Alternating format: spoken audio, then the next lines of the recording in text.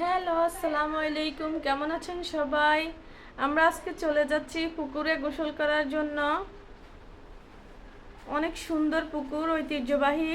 এই পুকুরে আমার আম্মা, খালা, আমরা সবাই গোসল করে সাঁতার কেটে বড় হয়েছি। এখন আমাদের বেবিরাও এই পুকুরে গোসল করে। এই তো আয়মানের খালামণিদের সাথে পুকুরে গোসল করছে, আনন্দ করছে। দেখতেই পাচ্ছেন আয়মান খালামণি মামাদের সাথে পুকুরে গোসল করছে। আয়মানের খালামণি মামারা আয়মানকে অনেক আদর করে।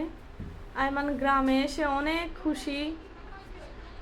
ঢাকায় আয়মানের সাথে খেলার কেউ নেই, কিন্তু আমাদের বাড়িতে, আয়মানের নানুর বাড়িতে আয়মানের অনেক খালামণি, অনেক মামা, যাদের সাথে আয়মান সারাক্ষণ আনন্দে মেতে থাকে।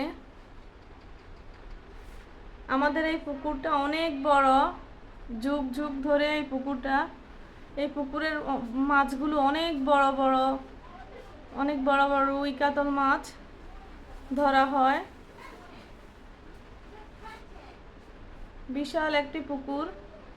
বাড়ির সবাই মিলে এই পুকুরে গোসল করি, কাজকর্ম করি।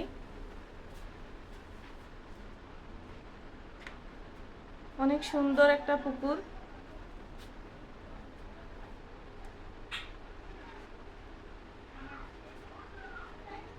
আল্লাহ হাফেজ, সবাই ভালো থাকবেন।